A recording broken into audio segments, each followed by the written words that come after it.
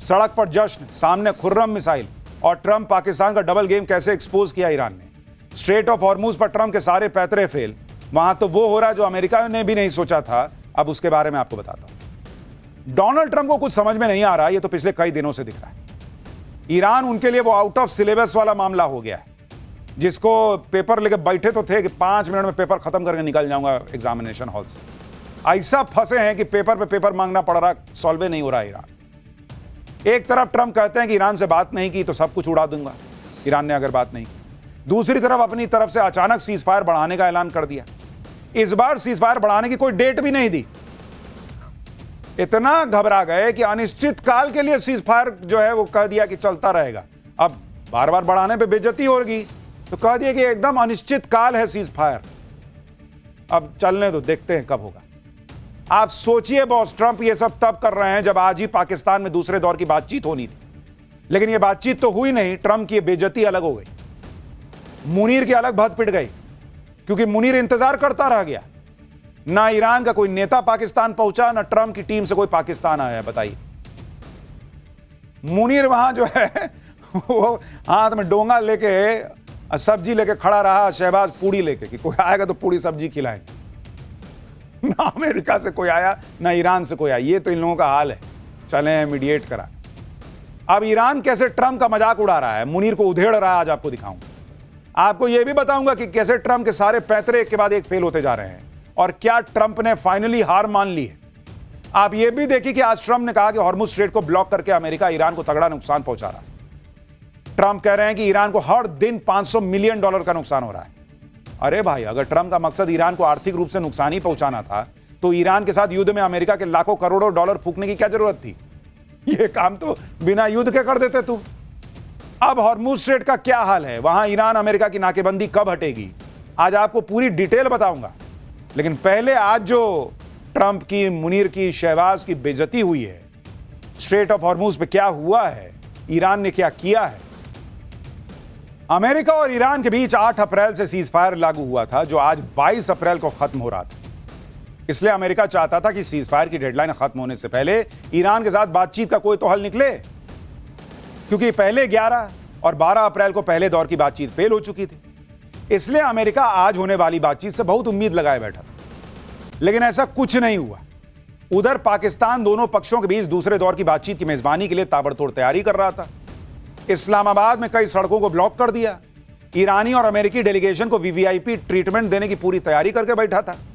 लेकिन पाकिस्तान की तो तगड़ी बेइज्जती हो गई, क्योंकि बातचीत करने के लिए कोई वहां पहुंचा ही नहीं। अमेरिका ईरान के बीच दूसरे दौर की बातचीत क्यों शुरू नहीं हो पाई, ये आगे बताऊंगा। लेकिन पहले यह देखिए कि आज ट्रंप ने ऐसा ऐलान कर दिया कि पूरी दुनिया चौंक गई। आज ट्रंप ने ईरान के साथ सीज फायर को अनिश्चित काल के लिए बढ़ाने का ऐलान कर दिया कि भाई तू भी मत मारना, मैं भी नहीं मारूंगा, और अनिश्चित काल तक चलेगा, कोई डेट नहीं है। अब ये वो डोनाल्ड ट्रंप हैं जो हर बार एक डेट देते थे कि सुनो इसके पहले ये सब कर लेना, नहीं तो बहुत मारूंगा, सुनो ये इतने के पहले कर लेना, नहीं तो बहुत मारूंगा। आज भाई साहब ने सरेंडर कर दिया, कहा कि नहीं अब अनिश्चित काल के लिए सीज फायर है। हॉर्मुज स्ट्रेट पर अमेरिका ने जो ब्लॉकेड कर रखा है उसे जारी रखने की बात भी उन्होंने कह दी। सीज फायर का ऐलान करते हुए ट्रंप ने कहा कि अमेरिका सीज फायर को तब तक बढ़ाएगा जब तक ईरान का प्रपोजल जमा नहीं हो जाता और बातचीत किसी न किसी तरह खत्म नहीं हो जाती। हालांकि इस दौरान हॉर्मुज स्ट्रेट में मिलिट्री ब्लॉकेड जारी रहेगा। मुझे बताया गया कि ईरान की सरकार बुरी तरह से बटी हुई है। मुझसे पाक पीएम शहबाज शरीफ और असीम मुनीर ने ईरान की तरफ से प्रस्ताव आने तक ईरान पर हमला रोकने की अपील की थी। अब ट्रंप को खुद तो बेइज्जती लग रहा है कि कैसे बोलूं कि मैंने खुद किया है, तो मुनीर और शहबाज को पाला ही इसी के लिए, उसके ऊपर डाल दिया। मुनीर शहबाज कह रहे थे कि सर आप ईरान को मत मारिए, इसलिए मैंने छोड़ दी, नहीं तो बहुत मारता। कह रहा है कि वहां ईरान जो है उसका लीडरशिप बटा हुआ है। लीडरशिप बटा हुआ है, ये वो डोनाल्ड ट्रंप हैं, झूठे डोनाल्ड ट्रंप, जो पिछले महीना भर से कह रहे हैं कि वहां लीडरशिप बचा ही नहीं है। आज भाई साहब कह रहे हैं कि लीडरशिप बटा हुआ है। पहले अपना मन बनाओ कि बचा है कि बटा है। ट्रंप ने अनिश्चित काल तक सीज फायर के फैसले के लिए पाकिस्तान को जिम्मेदार बता दिया, क्योंकि पाकिस्तान ही है जो अमेरिका ईरान के बीच डील कराने में जुटा है। इसलिए ट्रंप ने पाकिस्तान के नाम पे खेल दिया, ताकि किसी को यह ना लगे कि अमेरिका ने खुद से यह फैसला लिया है। यह है हाल इनका। ईरान और अमेरिका दूसरे दौर की बातचीत के लिए टेबल पर क्यों नहीं बैठे, इसके पीछे की इनसाइड स्टोरी आपको बताऊंगा। लेकिन पहले ईरान में वायरल हो रहा ट्रंप का एआई वीडियो दिखाता हूं। ईरानी मीडिया में इस वीडियो के जरिए ट्रंप का खुला मजाक उड़ा रहे हैं वो। वीडियो में बताया गया कि ट्रंप ने आखिर किस मजबूरी में अनिश्चित काल तक सीज फायर का ऐलान किया है। वीडियो में ट्रंप और जेडी वेंस समेत 4 लोग टेबल के एक तरफ बैठे हैं और दूसरी तरफ 4 कुर्सियां खाली पड़ी हैं। ये कुर्सियां ईरानी डेलीगेशन के लिए थी, लेकिन आज होने वाली बातचीत के लिए ईरानी डेलीगेशन मीटिंग में पहुंचा ही नहीं। काफी देर इंतजार करने के बाद ट्रंप को ईरान की एक चिट्ठी मिलती है। चिट्ठी में लिखा था, ट्रंप शट अप। इसके बाद ट्रंप ने ऐलान कर दिया कि पाकिस्तान के रिक्वेस्ट पर वो सीज फायर का टाइम बढ़ा रहे हैं। यानी ईरान ने इस वीडियो के जरिए डोनाल्ड ट्रंप जो अनिश्चित काल तक सीज फायर बढ़ा रहे हैं उसकी पोल भी खोल दी। आप सोचिए बॉस, जिस ईरान पर डोनाल्ड ट्रंप एहसान जताते हुए अनिश्चित काल के लिए सीज फायर बढ़ा रहे हैं, वही ईरान उनको बेइज्जत करता हुआ वीडियो डाल रहा है कि झूठ मत फैलाओ, हम आ ही नहीं, तुमसे बात ही नहीं करना चाहते, तुमको कह रहे हैं शट अप। अमेरिका चाहता था कि ईरान के साथ दूसरे दौर की बातचीत हर हाल में, लेकिन ईरान ने ही बातचीत से साफ मना कर दिया। वजह थी अमेरिका की वो शर्तें जिसे ईरान ने मानने से इनकार कर दिया। अब इसके बाद अमेरिका के उपराष्ट्रपति जेडी वेंस इस्लामाबाद जाकर करते क्या? वो भी ट्रंप के एआई वीडियो की तरह मीटिंग रूम में ईरानी डेलीगेशन का इंतजार ही करते रह जाते। इसलिए जब ईरान ने शांति वार्ता की शर्तों को ठुकरा दिया, उसी वक्त यह साफ हो गया कि अब ईरान बातचीत नहीं करने वाला है।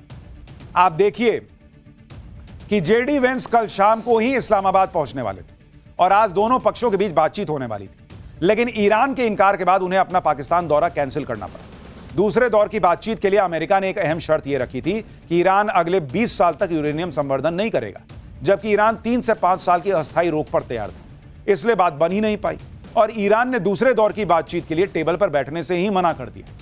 यानी अमेरिका अपनी शर्तों पर डील चाहता था। ईरान ने एक बार फिर अमेरिका को याद दिला दिया कि वो ना तो झुकेगा ना अपने हितों से समझौता करेगा। ईरान ने एक और वजह से अमेरिका के साथ बातचीत करने से इनकार कर दिया।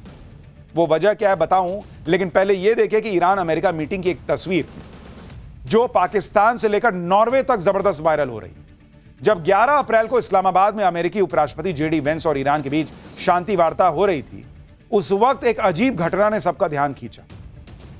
इस मीटिंग में पाकिस्तानी मूल का एक ऐसा कारोबारी मौजूद था जिसे नॉर्वे ने भगोड़ा घोषित कर रखा है।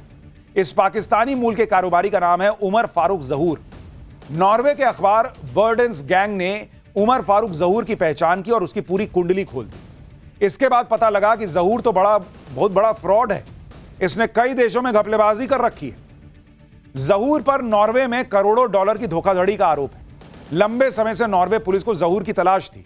2003 में जहूर को नॉर्वे में दोषी ठहराया गया था, लेकिन जहूर गिरफ्तार होने से पहले ही नॉर्वे से भाग गया। इसलिए नॉर्वे ने जहूर को भगोड़ा घोषित कर रखा है।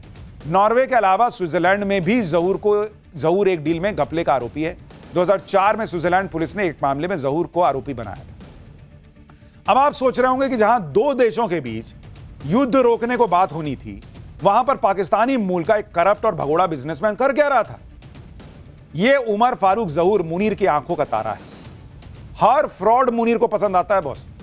पाकिस्तान में उसे हिलाल इम्तियाज सम्मान से नवाजा गया है। यह पाकिस्तान का दूसरा सबसे बड़ा नागरिक सम्मान है। जहूर को यह सम्मान पाकिस्तान में विदेशी निवेश लाने के लिए दिया गया था। इसके अलावा पाकिस्तान के पूर्व पीएम इमरान खान को जेल में पहुंचाने के पीछे इसकी बहुत बड़ी भूमिका है।